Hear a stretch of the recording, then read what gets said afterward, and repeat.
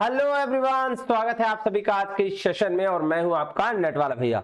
हाँ जी, चलिए करते हैं आज की क्लास की शुरुआत। सर आज हम लोग जैसा कि क्लास में जो है हमारा क्या हुआ था, हायर एजुकेशन का पार्ट 1, तो उसी हायर एजुकेशन को कंप्लीट करते हुए आज पार्ट 2 हम लोग करेंगे रिवीजन और इसको रिवीजन करने के बाद हमारा हायर एजुकेशन हो जाएगा कंप्लीट, है ना। फिर हम लोग आईसीटी की ओर बढ़ेंगे। ठीक है, चले तो आज ज्यादा लेट ना करते हुए चलते हैं आज की क्लास की ओर। ठीक है, रिवीजन करिएगा और हमेशा याद रखिएगा, उसको एक बार पढ़िएगा जरूर। ऐप पे जाके एप्लीकेशन डाउनलोड करिएगा और वहां पे नोट्स दिया गया उसको पढ़िएगा एक बार जरूर। ठीक है, चलिए फिर चलते हैं आज के सेशन की ओर। आइए जी चलते हैं, चलिए चलते हैं क्लास में, है ना।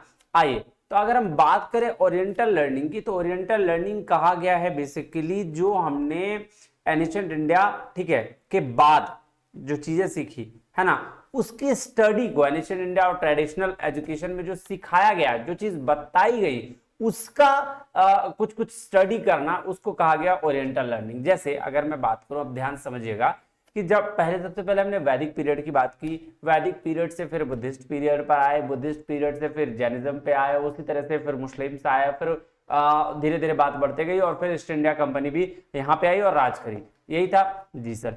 तो उस बीच में ना, जब एनिशियंट इंडिया में सारी इंस्टीट्यूशंस थे, सारे चीज थे, वो सारी स्टडी को ना कुछ रिसर्च स्कॉलर्स ने, कुछ ऐसे रिसर्च स्कॉलर्स जो बहुत सारे मेन्यूस्क्रिप्ट्स होते थे, तो वो मेन्यूस्क्रिप्ट्स को क्या करने लगे, कलेक्ट करने लगे, कलेक्ट करके उसको उस पर स्टडी करने लगे। उसी को बेसिकली ओरिएंटल लर्निंग कहा गया है और कुछ भी ऐसा कुछ खास नहीं है। स्पेसिफिक वर्ड ओरिएंट का मतलब होता है ईस्ट, है ना। ईस्ट जो है, ईस्ट वर्ड कहने का मतलब क्या हुआ कि ईस्ट एशिया से जितने भी सारे चीजें रिलेटेड है वो सारे चीज का स्टडी करना। ठीक है, यहाँ पे ये कहा गया है। देखिए अगर मैं बात करूं ओरिएंटल की, तो ध्यान से देखिएगा, समझिएगा क्या कह रहा है। ओरिएंटल जो वर्ड है डिराइव किया गया है ओरिएंट से, और according to Oxford dictionary orient का क्या मतलब है, ईस्ट, स्पेशली ईस्ट एशिया, है ना। तो वही कह रहा है Orient is a historical term. क्या है, ओरिएंट एक हिस्टोरिकल टर्म है जो ट्रेडिशनली कंप्राइज किया है anything that belongs to the eastern world. जो ईस्टर्न वर्ल्ड से रिलेटेड जो सारी चीजें हैं उसको हम लोग ओरिएंट कहा गया। The term oriental is often used to describe anything from the orient east Asia. देख रहे हो, वही चीज है। तो कह रहा था study of ancient and traditional education was called the oriental learning. क्या बोला गया, द स्टडी। देखो जो एनिशिएंट इंडिया में हुआ, जो ट्रेडिशनल एजुकेशन के में कुछ कुछ चीजें हुई, वो सारे की जो स्टडी हुई, है ना, वही कह रहा है oriental by learning European and Britishers. European और ब्रिटिशर्स के द्वारा जो उसकी स्टडी करी गई उसको कहा गया ओरिएंटल लर्निंग। देखो क्या कह रहा है, in ancient India both formal and informal ways of education system existed. दोनों तरीके का एजुकेशन सिस्टम एग्जिस्ट करता था। Indigenous education was the imparted at home and the temples, pathshala, tol, chatushpath and gurukul. देखो जो इंडिजिनियस एजुकेशन सिस्टम था ना, वो पहले कहाँ होता था सर, वही मठ वगैरह जो था ना, जो हमारे वैदिक पीरियड में वाला काम हुआ था, सारे मठ्स में, टेम्पल्स में, यहाँ पे हो जाता था। तो वो सारे क्या होते थे, वो सारे लोग वहां पे जाके शिक्षा ग्रहण करते थे। ठीक है, लेकिन अगर हम बात करें इसका with the disappearance of the Gurukul system, जब गुरुकुल सिस्टम खत्म हो गया तो फिर उसके बाद ना बहुत सारी यूनिवर्सिटीज आई अपने पास। क्या कहते थे, नालंदा, तक्षशिला जो है वो ऐसी यूनिवर्सिटीज आई। ऐसे बहुत सारे इंस्टीट्यूट हमने पढ़ लिया है एनिशिएंट इंडिया में, तो बहुत डेप्थ में जाने की जरूरत नहीं है, बस नॉलेज समझिएगा कि ऐसी बहुत सारी यूनिवर्सिटीज आई। और इसके बाद जो कुछ आक्रांता थे, वो आक्रांता ने यूनिवर्सिटीज को खत्म भी किया। फिर यहां से ना क्या देखिएगा, it is the western scholars 19th and 20th centuries who were mainly responsible for this revival, through many an Indian scholar has contributed considerably to it। अब देखो ये जो आक्रांता थे, जो खत्म हुआ था, जो ये सारी चीजें खत्म हो रही थी, इस पे ना बहुत सारे मेन्यूस्क्रिप्ट थे, तो उनको ना संभालने के लिए, उसको रखने के लिए कुछ वेस्टर्न स्कॉलर्स जो 90th 20th सेंचुरी के थे, प्लस जो इंडियन स्कॉलर थे, बहुत सारे इंडियन स्कॉलर ने भी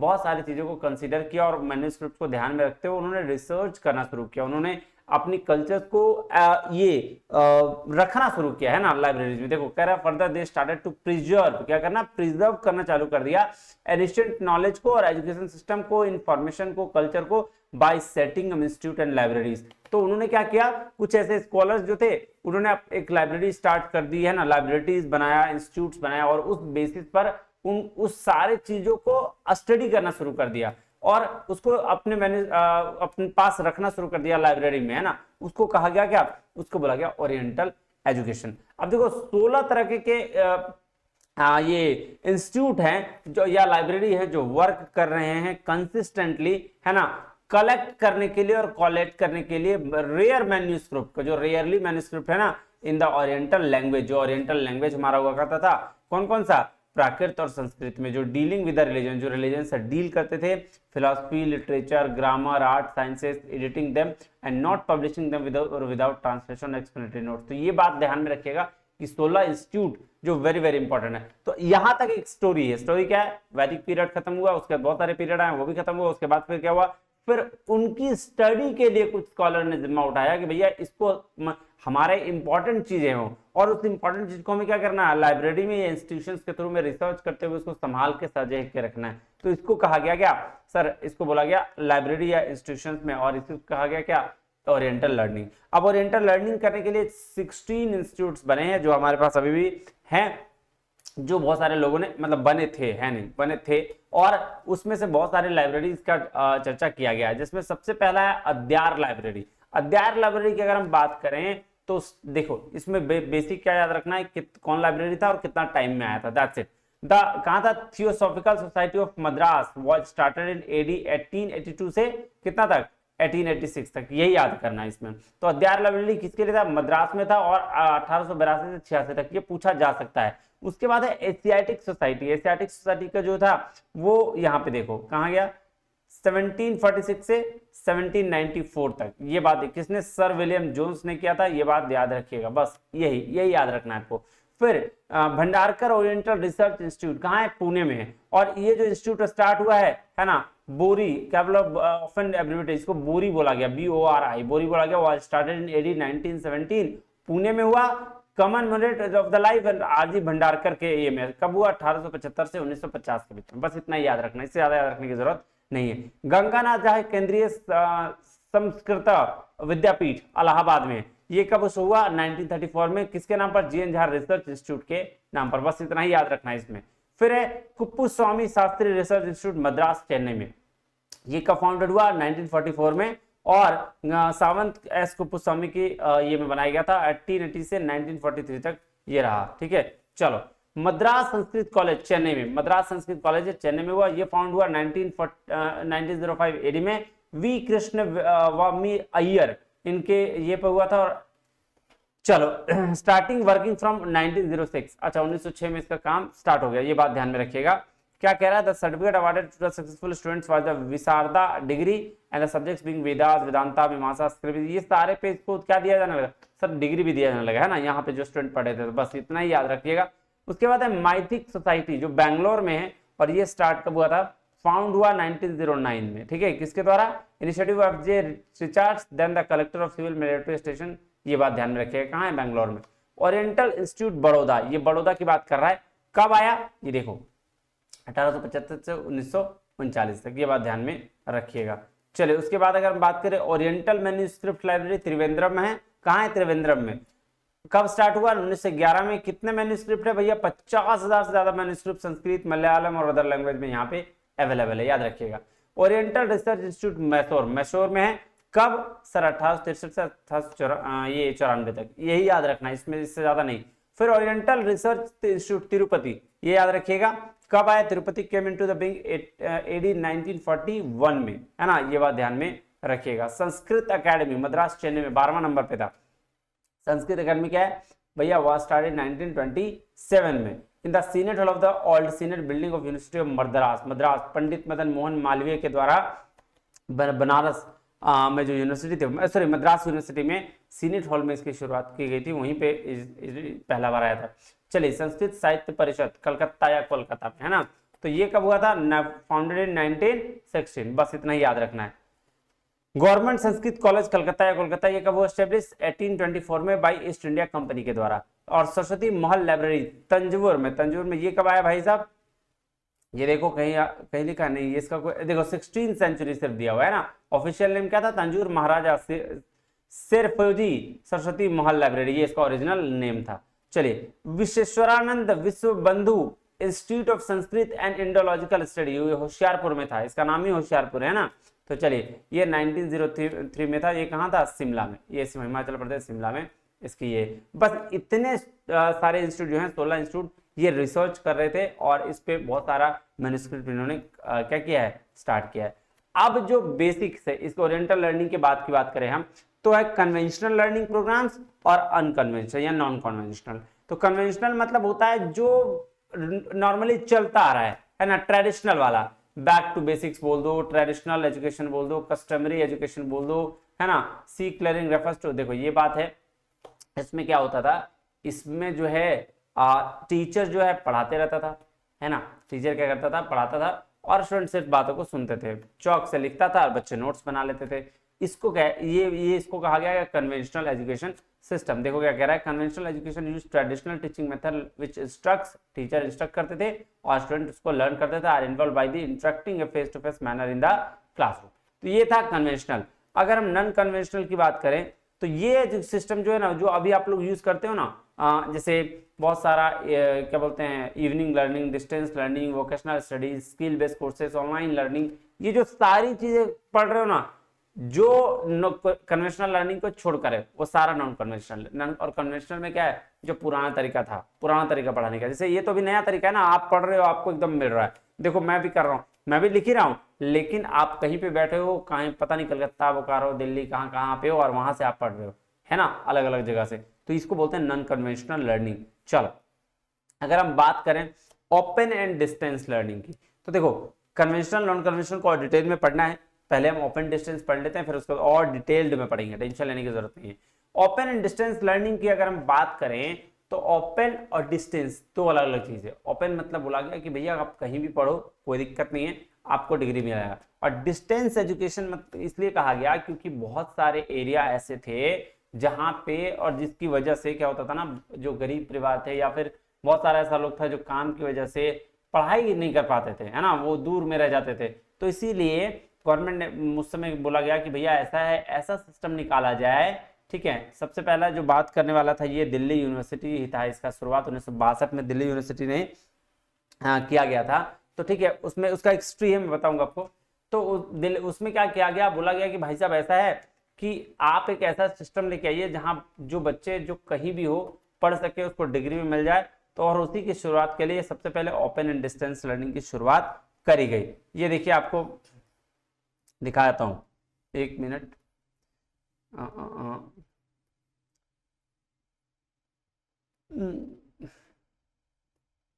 ये देखिए यहाँ हिस्टोरिकल डेवलपमेंट में, historical development in distance education in India क्या कह रहा है, according to expert committee under the chairmanship of doctor D S Kothari. 1964 में आया था ना, लेकिन 60 में ये क्या था, इसका शुरू हो चुका था। तो रिकमेंड इन्होंने किया था कि इंस्टीट्यूशन ऑफ कॉरेस्पोंडेंस कोर्सेज को विद अ ग्रेटर फ्लेक्सिबिलिटी, बहुत सारा फ्लेक्सिबिलिटी के साथ, इकोनॉमिक वेबिलिटी मतलब इजी, पैसा कम के साथ, and innovative methods of imparting the education, ये एजुकेशन को आपको लेके आना पड़ेगा। इन्होंने पहला रिकमेंडेशन दिया था doctor D S Kothari, Daulat Singh Kothari ने, है ना, कोठारी कमीशन में। और इसके बाद the committee also suggested the correspondence courses in India, बोला कि इंडिया में कॉरेस्पोंडेंस कोर्स की शुरुआत करनी पड़ेगी।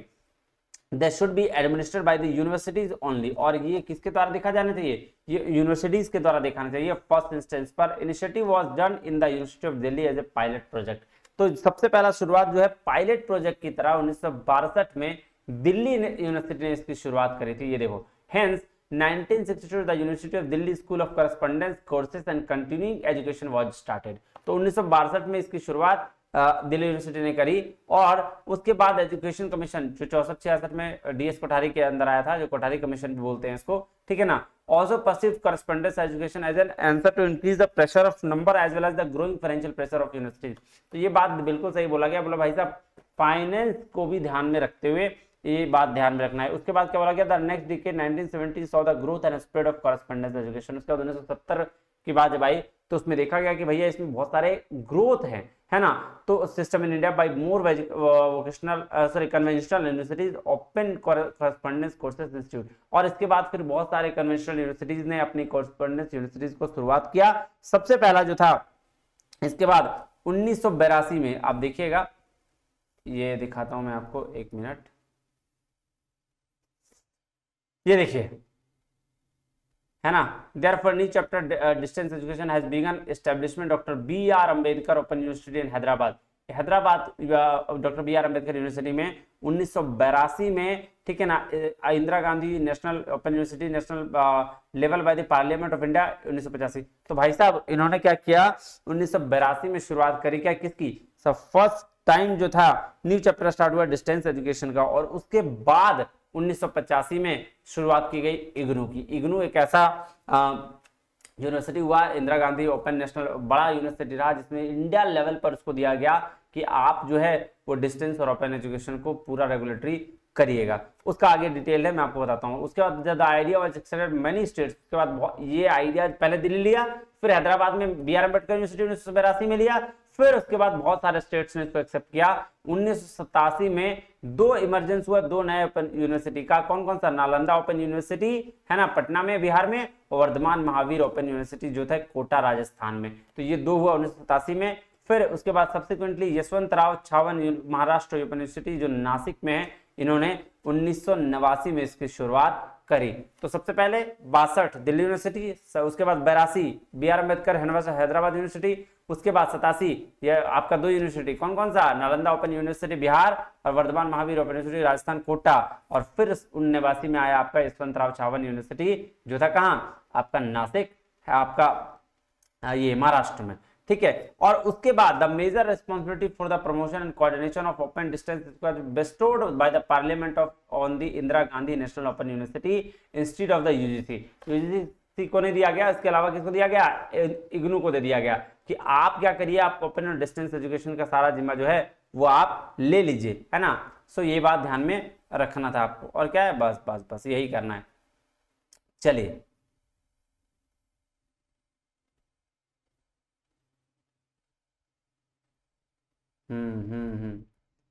ठीक है, यहां तक हुआ, ठीक है। अब इसके बाद क्या हुआ, इग्नू के बाद जब रिस्पॉन्सिबिलिटी दी गई, है ना, उसके बाद क्या हुआ भाई साहब, उसके बाद की कहानी मैं आपको इग्नू से मैं पढ़ाता हूं, है ना। छोड़िए 1985 के बाद आइए आप इस चीज पे आइए, Indira Gandhi national open university. अगर मैं इसकी बात करूं, चलो मैं इसको लिख के बता देता हूं ना, ये ज्यादा इजी पड़ जाएगा आपके लिए, क्या होगा, इजी पड़ जाएगा। चलो देखो मैं आपको इसको लिख के बताता हूं क्योंकि ये आपका बड़ा शॉर्ट पड़ेगा। अगर मैं इग्नू की बात करूं,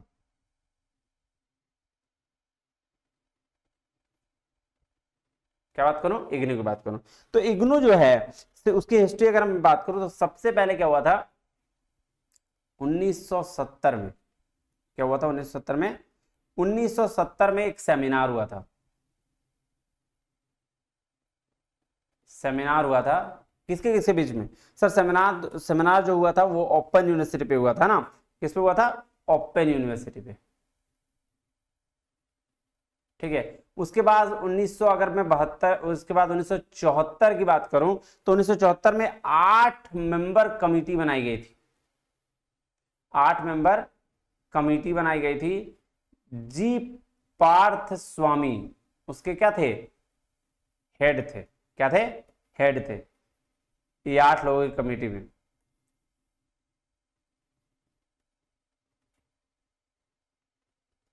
जी पार्थ स्वामी क्या थे, उसके हेड थे, है ना जी। उसके बाद क्या हुआ 1985 में, 1985 में अगस्त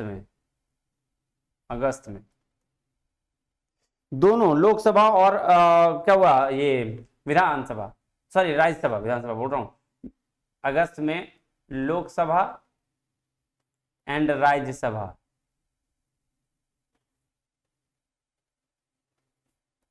में बिल पास हो गया, बिल पास हो गया। और फिर 20 सितंबर 1985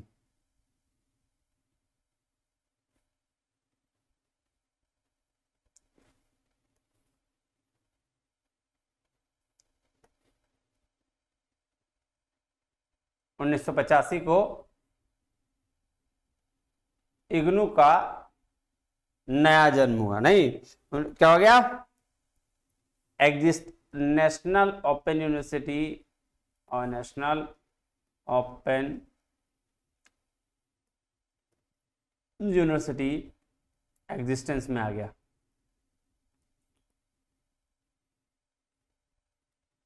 है ना जी।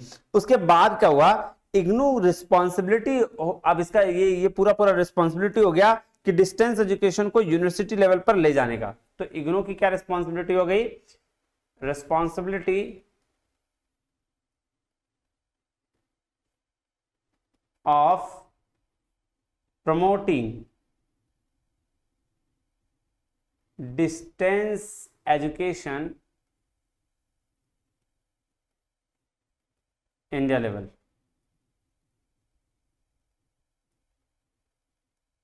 इंडिया लेवल पे इसको क्या प्रमोट करना था, डिस्टेंस एजुकेशन को, है ना, ठीक है, एंड यूनिवर्सिटी लेवल।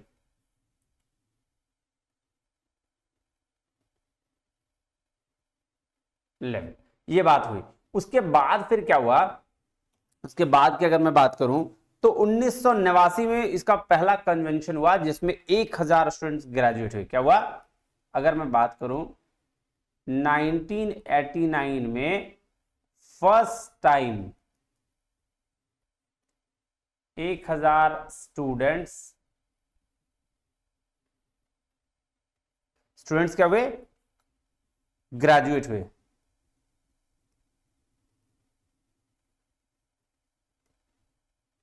कॉन्वोकेशन हुआ, कॉन्वोकेशन में, है ना जी। उसके बाद फिर ने उसमें क्या हुआ था, 1990 में फर्स्ट ब्रॉडकास्ट चालू हुआ था, किसका, इसी का, फर्स्ट ब्रॉडकास्ट रेडियो पे, ठीक है। उसके बाद अगर हम बात करें 1993 में, है ना, 1993 की बात करें तो इसको अवार्ड मिला था, किस चीज का अवार्ड मिला था भैया, फर्स्ट सेंटर ऑफ एक्सीलेंस का अवार्ड मिला था डिस्टेंस एजुकेशन में, किसके द्वारा, कॉमनवेल्थ लर्निंग के द्वारा, कॉमनवेल्थ लर्निंग के द्वारा। मैं उसको पढ़ा इसलिए नहीं रहा क्योंकि यही आपका मेन टर्म है, उसमें बहुत डेप्थ दिया हुआ है। अगर आपको ये देखना है तो वीडियोस देख लीजिएगा, वीडियोस में ऑलरेडी अवेलेबल है। चलिए उसके बाद क्या बोले, हाँ, तो उसके बाद क्या हुआ था जी, centre of excellence for distance education, Commonwealth learning के द्वारा centre of excellence in distance education में इसको अवार्ड मिला। उसके बाद अगर हम बात करें 1999 में, ठीक है ना, 1999 की अगर हम बात करें तो फर्स्ट वर्चुअल कैंपस की शुरुआत हुई थी, फर्स्ट वर्चुअल कैंपस की शुरुआत हुई थी। और उसके बाद, हाँ, उसके बाद क्या हुआ था, हाँ, उसके बाद देखिए कहानी, उसके बाद आगे 2010, फिर ऐसे ही चला। 2010 में क्या हुआ, एमएचआरडी ने एक कमिटी समिट की, क्या क्या, एमएचआरडी ने एक कमिटी सेटअप की। क्यों सेटअप किया भैया, क्यों सेटअप किया कमिटी, डिस्टेंस एजुकेशन को स्टैंडर्ड को देखने के लिए कि डिस्टेंस एजुकेशन का क्या स्टैंडर्ड है, डिस्टेंस एजुकेशन का स्टैंडर्ड देखने के लिए, या चेक करने लिख दो, चेक करने के लिए, है ना जी। और फिर उसके बाद क्या हुआ, कमिटी ने रिकमेंडेशन दिया कि भैया न्यू बॉडी बनाया जाए। जब यह कमिटी सेटअप किया उसके बाद कमिटी ने रिकमेंड किया, committee recommended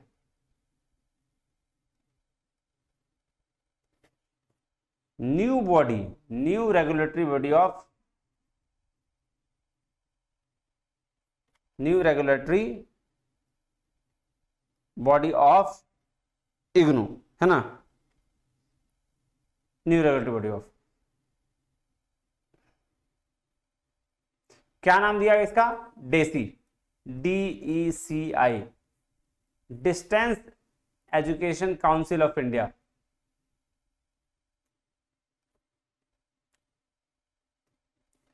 council of India ये था। अब उसके बाद क्या हुआ, उसके बाद 29 दिसंबर 29 दिसंबर 2012 को क्या हुआ था भाई साहब, दिसंबर 2012 को डीईसी को इग्नू से हटाकर यूजीसी के अंडर शिफ्ट कर दिया गया। मतलब जो डीईसी है ये भी चला गया, डीईसी को इग्नू से हटाकर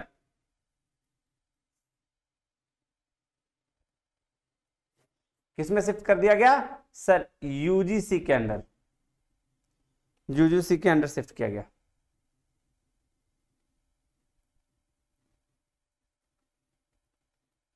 शिफ्ट किया गया है ना जी। और फिर 2013 में फिर क्या हुआ, 2013 में है ना, इग्नू डिसॉल्व हो गया। किसको इग्नू डिसॉल्व किया, डीईसी को, इग्नू नहीं, IGNOU dissolve DEC, distance education council को ये डिसॉल्व किया। और UGC to cover and UGC to cover, सारा एसेट ले लिया, to cover whole asset and manpower. और फिर बना and establish DEB, distance education bureau. क्या बना, ब्यूरो। ठीक है,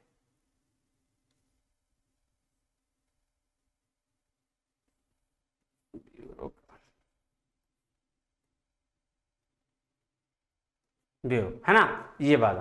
तो ये थी आपकी क्या, आपके इसका क्या कहते हैं, इग्नू की कहानी। किसकी कहानी, इग्नू की कहानी। चलिए अब अगर हम बात करें, अरे आजा भाई, क्या हो रहा है ये, ओहो टेक्निकल इशू, कोई बात नहीं, तब तक मैं पानी पी लेता हूं। ये हुई ना बात।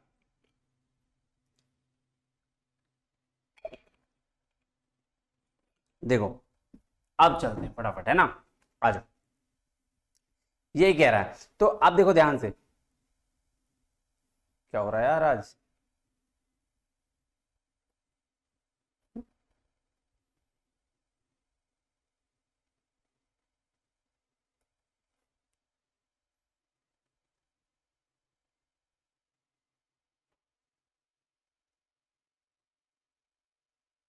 ये क्या हो रहा है भाई।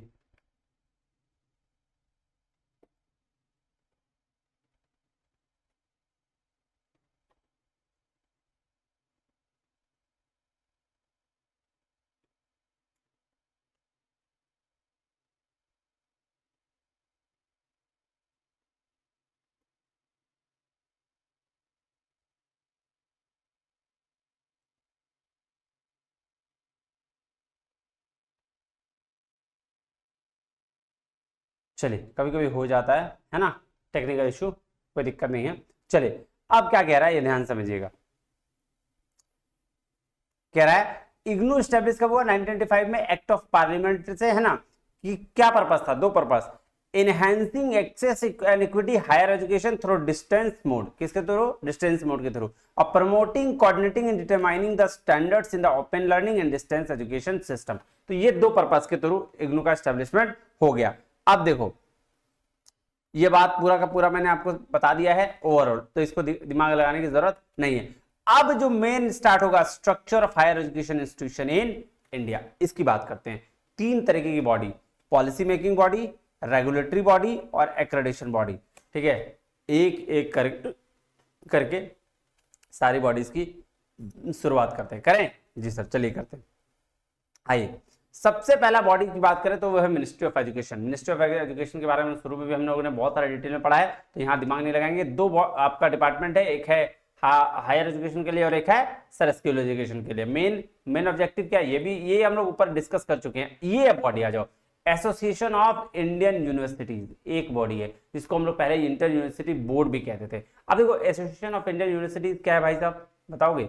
चलो तो एक बात बता दो सर, ये क्या पढ़ रहे हैं हम लोग? ये पढ़ रहे हैं पॉलिसी मेकिंग बॉडीज, जितने भी पॉलिसी बनाने वाली बॉडीज है ना, उसकी चर्चा हम कर रहे हैं। आ जाओ, अब है एसोसिएशन ऑफ इंडियन यूनिवर्सिटीज क्या है? एसोसिएशन ऑफ इंडियन यूनिवर्सिटीज क्या है, एक ऐसा यूनिवर्सिटी है जो हमारे इंडिया में जितने भी लेवल पे यूनिवर्सिटीज हैं और अदर आपका फॉरेन में जो यूनिवर्सिटीज है उसको लिंकअप करके उस लेवल का जो हमारा एजुकेशन सिस्टम है उसको बनाने का काम करता है। देखो क्या कह रहा है, the formation of inter university board in India is apex inter university organisation on March 13, 1925। कब आया? IUB इंटर यूनिवर्सिटी बोर्ड कब आया?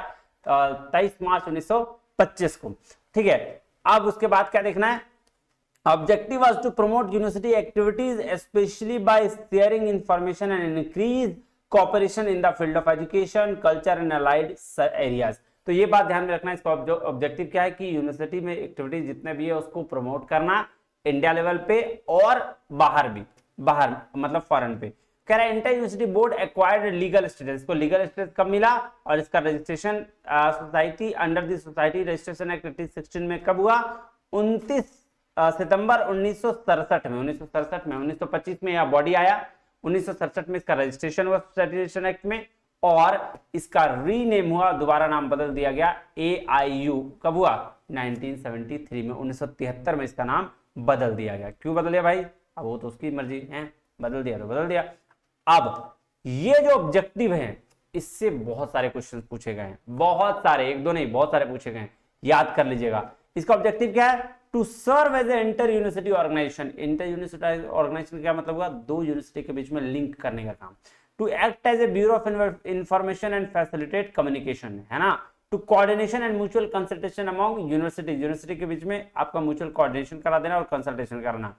To act as a liaison between the universities and the government, पूरा सेंट्रल और state government के बीच में आपका यूनिवर्सिटीज और गवर्नमेंट का क्या कराना? लाइजन करवाना।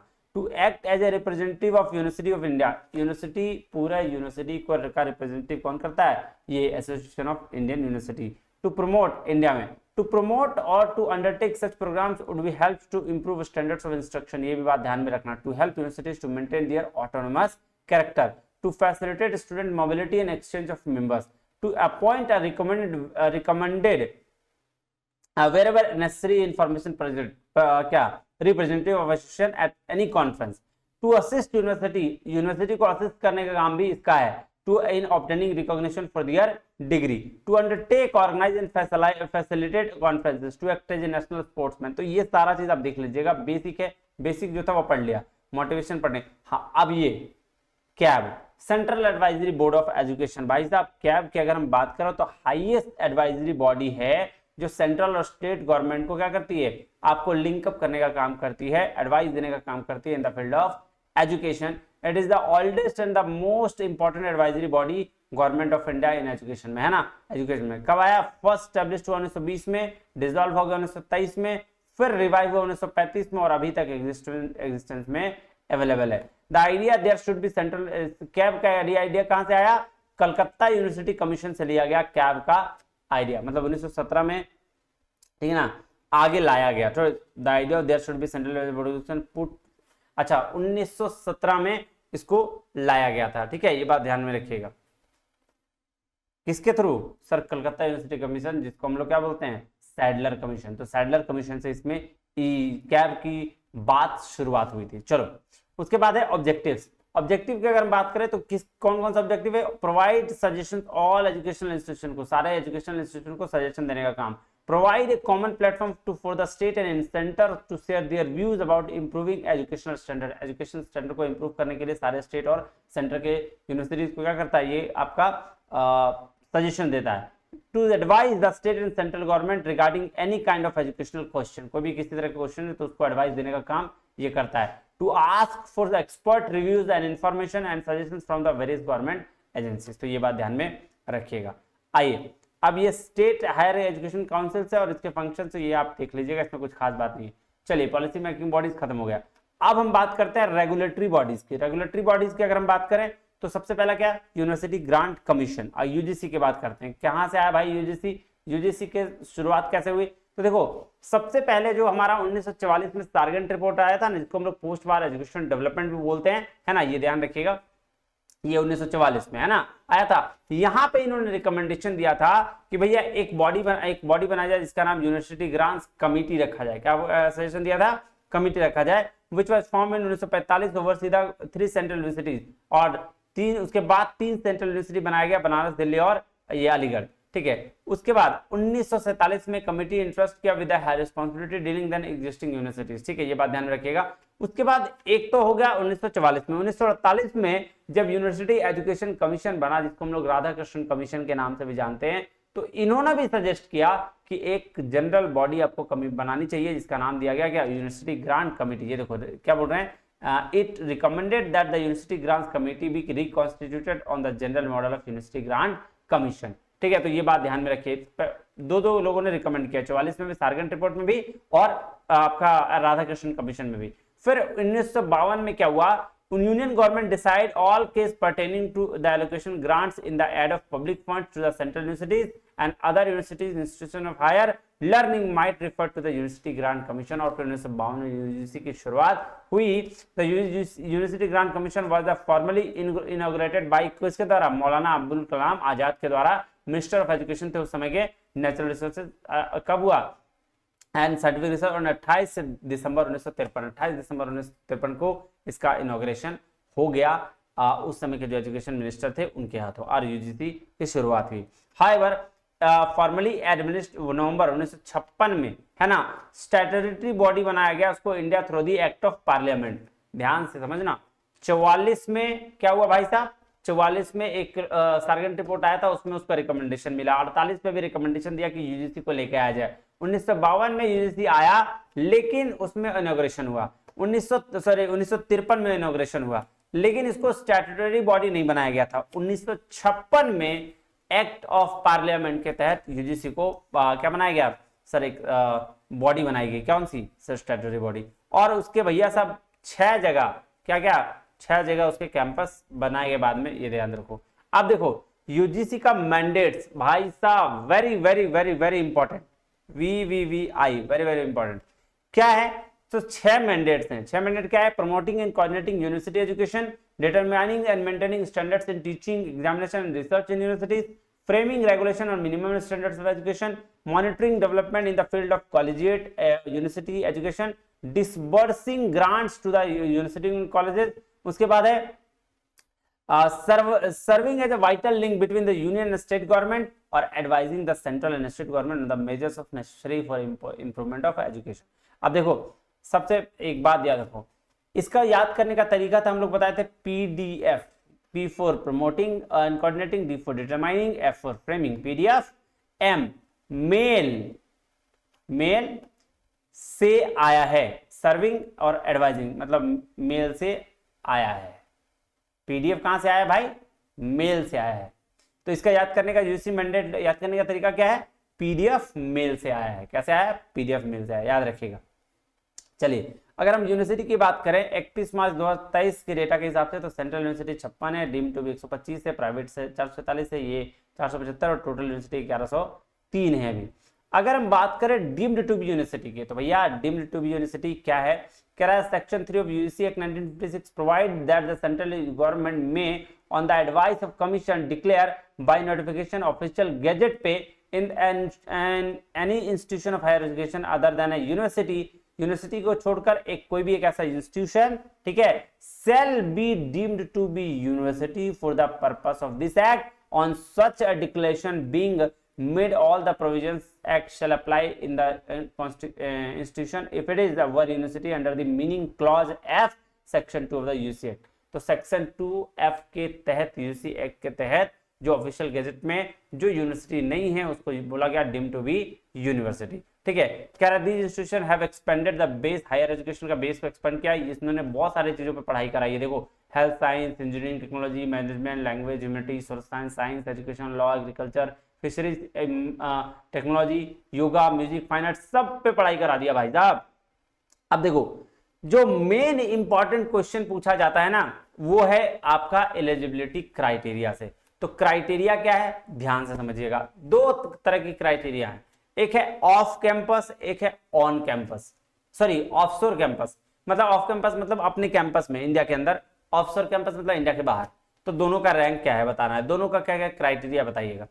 कह रहा है 2 तरह की कैटेगरी होगी। कैटेगरी 1 होगा जो जिसमें NAAC ये है ना, नेशनल असेसमेंट एक्रेडिटेशन, उसका जो रैंकिंग होगा वो 3.5 से अबव हुआ तो वो कैटेगरी 1 में रहेगा, और कैटेगरी 2 3.26 से 3.50 के अंदर रहा तो उसको कैटेगरी 2 में रखा जाएगा। और ये डीम्ड टू बी यूनिवर्सिटी और रैंक फ्रॉम 1 से 50 in the current national institute of ranking framework के तहत अगर 1 से 50 नंबर में रहा तो वो भाई साहब क्या होगा सर, ये कैटेगरी 1 या 2 में आ जाएगा। ठीक है, ranking can start of campuses with the approval of government of India. तो ये जो है अगर ये आप इस रैंकिंग में आ गए हैं, ठीक है, ये में, तो आप ऑफ कैंपसेस स्टार्ट कर सकते हैं। ऑफ कैंपसेस के लिए जो फॉलोइंग चीजें ध्यान रखनी होगी, टीचर स्टूडेंट का रेशियो 1:20 रखना होगा, फैकल्टी स्ट्रेंथ 25 से कम नहीं होनी चाहिए, मिनिमम स्टूडेंट जो है रेगुलर क्लासरूम में 500 होना चाहिए, which is not less than 1/3 of the PG और स्टूडेंट, जो पीजी स्टूडेंट्स का 1/3 नहीं होना चाहिए, एटलीस्ट 3 पीजी डिपार्टमेंट्स होने चाहिए आपके with research programmes, build up area जो होगा वो not less than 30 square metres पर स्टूडेंट के आसपास से होगा। ये बात ध्यान में रखिएगा, ये पूछा गया है, एक एक चीज एग्जाम में पूछा गया है, तो इस बात को बहुत बहुत ध्यान से समझिएगा, है ना जी। उसके बाद अगर हम थर्ड की बात करें तो कैटेगरी 1 में होगा या 1 से 50 तक NIRF का रैंकिंग अगर मिल गया है तो ओनली 3 कैंपसेस आपको स्टार्ट करना है 5 ईयर में। क्या बोला, 3 कैंपसेस। ऑफ कैंपस कितना भी स्टार्ट कर सकते हो। अगर आप कैटेगरी 1 में हो, मतलब आपको रैंकिंग 3.50 से ज्यादा मिला है और आप NIRF के रैंकिंग में 1 से 50 तक के रैंकिंग में आते हो तो आप 3 कैंपस स्टार्ट कर सकते हो 5 साल के पीरियड में, not more than 1 campus in 1 year academic. तो बोल रहा है भाई साहब ऐसा नहीं कि एक ही साल तीनों स्टार्ट कर सकते हो, नहीं, 1 साल में 1 कैंपस कर सकते हो और 5 साल में मैक्सिमम 3 कैंपस। कब कब कब कर सकते हो ये, जब आप कैटेगरी 1 की में आते हो। कैटेगरी 1 कब आएगा, 3.5 से ज्यादा रैंक रहेगा जब, किसके द्वारा, NAC के द्वारा। और अगर 1 से 50 तक के रैंक में रहा NIRF का तो ये बात है। कैटेगरी 2 में अगर रहा, कैटेगरी 2 कब था, 3.26 से 3.5 का NAC की रैंकिंग में, और 1 से 50 तक NIRF का रैंकिंग रहा तो भैया ये 2 कैंपस आप खोल सकते हैं एक पीरियड में, मतलब 5 साल के एक पीरियड में।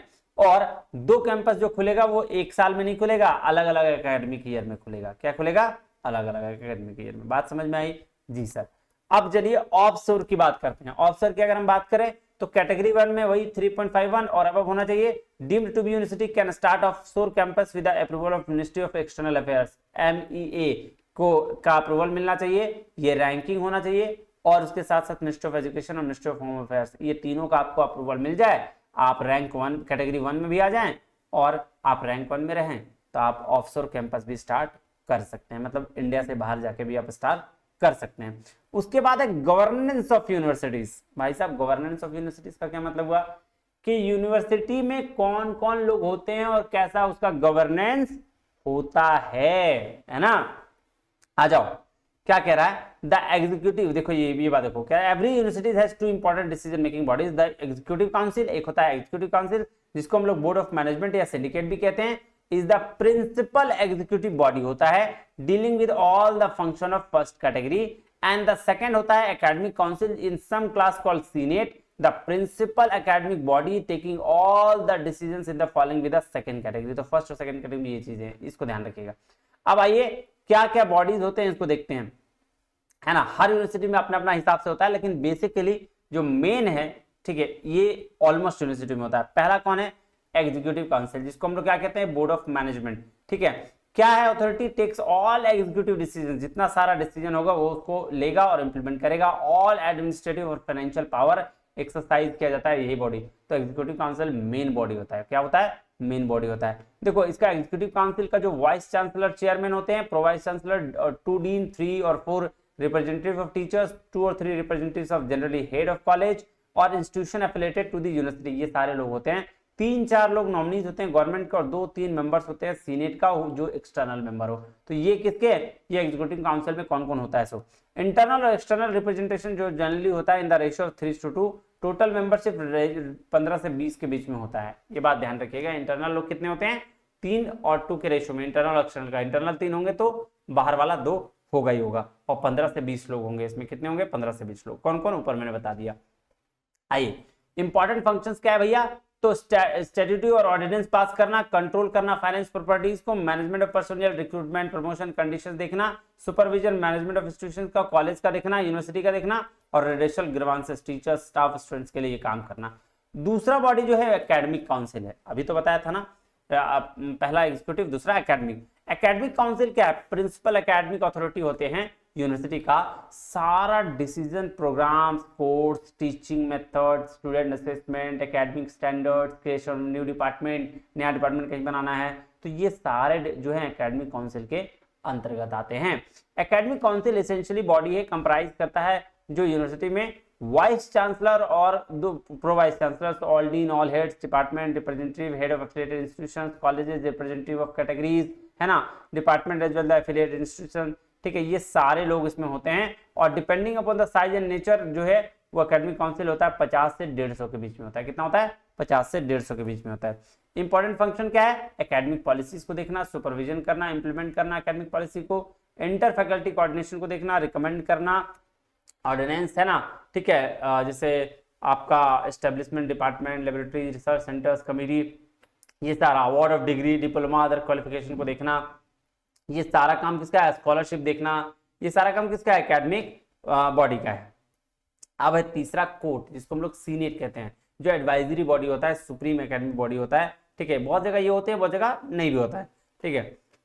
Structure of governance describe above is the pattern that has emerged in the last 4 decade in India. Last 4 decade से ये शुरू हुआ है। Prior to that the most university has a court. पहले क्या हुआ करता था? कोर्ट हुआ करता था सेंट्रल यूनिवर्सिटी में, और सीनेट हुआ करता था स्टेट यूनिवर्सिटी में।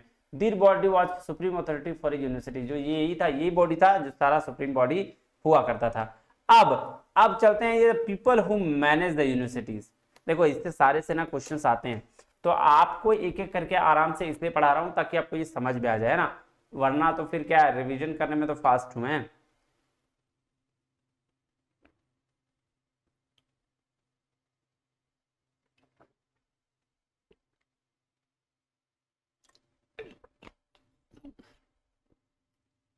चला जाए, आइए। अब है चांसलर भाई साहब। चांसलर भाई साहब कौन होते हैं? ठीक है, चांसलर भाई साहब अब तो ये सबसे मतलब पूजनीय गवर्नर, अपने स्टेट के लिए गवर्नर, और इंडिया अगर बात करें सेंट्रल यूनिवर्सिटी के, तो जो प्रेसिडेंट होते हैं वो इसके चांसलर कहलाते हैं। देखिए, governor of the state university और प्रेसिडेंट ऑफ द इंडिया जो है central university shell be the chancellor of every university and the chancellor shell be the head of the university. Chancellor कौन होते हैं? हेड होते हैं यूनिवर्सिटी के, और प्रेसिडेंट होते हैं सीनेट का, ठीक है। चांसलर जब when present shall preside over the convocation of the, chancellor का काम होता है आओ डिग्री बांटो चले जाओ, काम खत्म, है ना, ये और उसको देखना।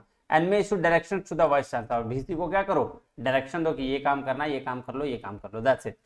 उसके बाद जो है the visiting chancellor performs the following, क्या क्या? Appointment of vice chancellor, VC को अपॉइंट करने का काम, nomination of the specified number of executive councils, approval करना है, डिसअप्रूवल करना है कि कौन कौन सा ऑर्डिनेंस पास होगा, कौन कौन सा ऑर्डिनेंस पास नहीं होगा, है ना। ऑर्डिनेंस पास होना ये तो बात बड़े है ना। Institution of inquiry into mismanagement अगर कोई है तो ये काम किसका है सर? ये सब काम चांसलर का है। अगर हम वाइस चांसलर की बात करें तो सबसे बड़ा एकेडमिक और एग्जीक्यूटिव हेड कौन होते हैं? यही ऑफिसर होते हैं, VC. VC is the head of the any university, main principal academic. देखो VC is the self principal academic और एग्जीक्यूटिव ऑफिसर होते हैं यूनिवर्सिटी के, रिस्पॉन्सिबल होते हैं development of academic programmes of the university, है ना।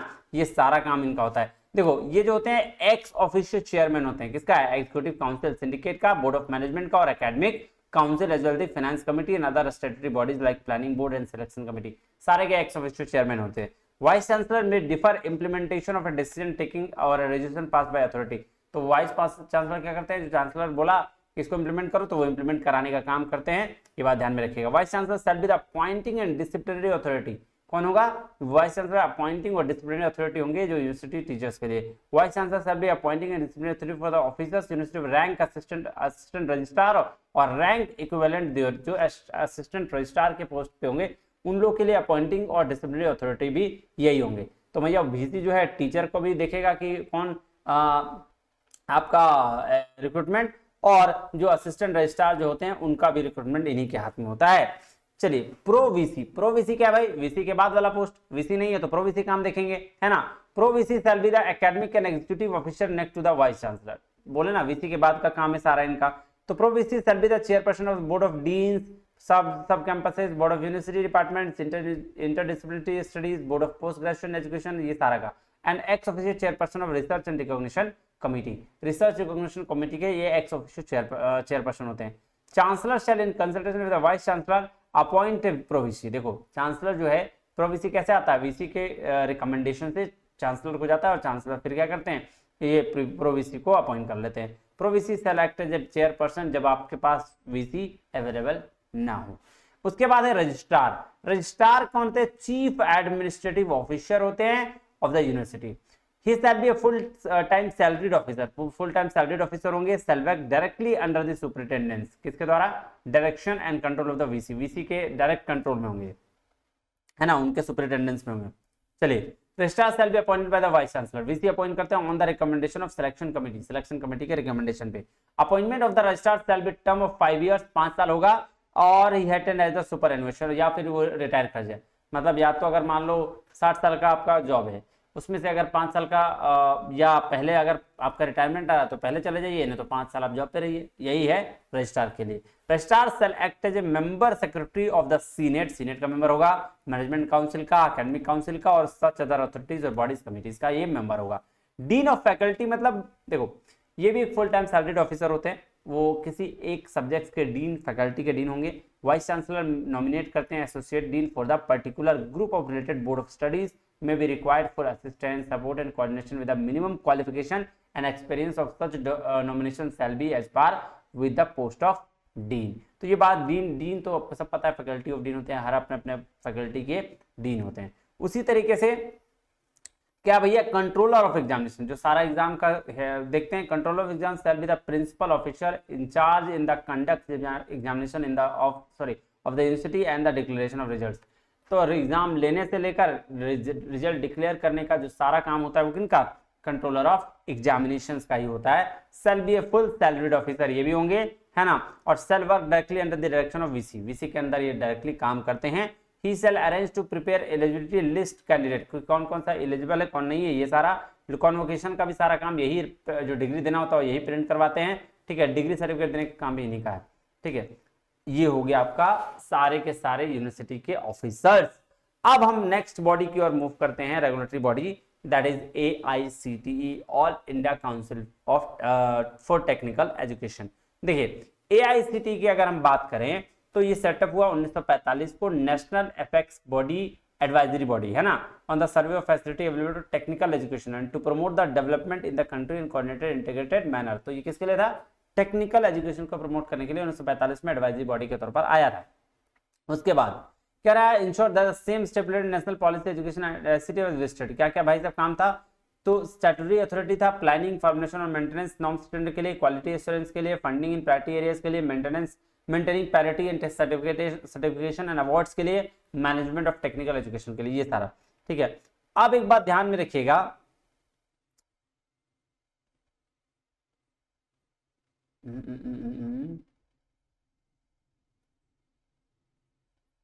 AICTE में इतना ही, एक मिनट रुकिएगा, इसमें ना थोड़ा सा और चेंज करना है।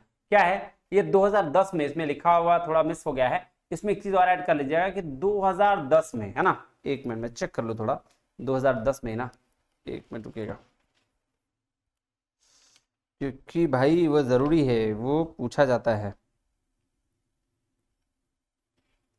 AICTE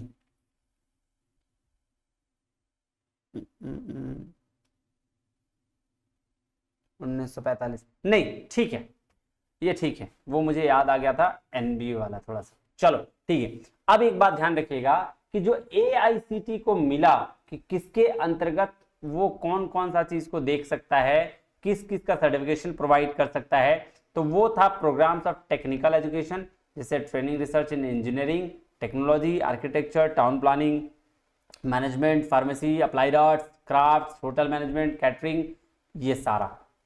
लेकिन लॉ के लिए नहीं है, लॉ के लिए इसमें नहीं है, और डॉक्टर वाला डिग्री नहीं है, याद रखिएगा, MBBS के लिए नहीं है।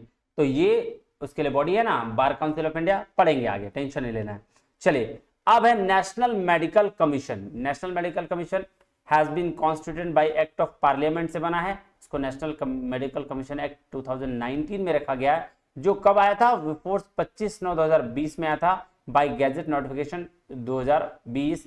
The board of governors separation of medical council of India constituted under the Act 3A Indian Medical Council Act 1956 stands dissolved thereafter। एक बात ध्यान रखना, ये जो पहले मेडिकल काउंसिल ऑफ इंडिया हुआ करता था ना, वो डिसॉल्व हो गया जब ये नेशनल मेडिकल कमीशन एक्ट आया 2019 में, और जो इसको फोर्स में लाया गया 2020 25 सितंबर 2020 को जब ये फोर्स में आया, तो नेशनल मेडिकल कमीशन जो मेडिकल काउंसिल ऑफ इंडिया जो नाम था उसको बदलकर नेशनल मेडिकल काउंसिल कमीशन कर दिया गया, और इसका जो पुराना एक्ट था इंडियन मेडिकल काउंसिल एक्ट 1956 उसको भी बदलकर नेशनल मेडिकल कमीशन एक्ट में 2019 में कन्वर्ट किया गया। तो ये बात ध्यान में रखिएगा, पहले मेडिकल काउंसिल ऑफ इंडिया यही था, अब नेशनल मेडिकल कमीशन के नाम से फेमस, मतलब जानते हैं।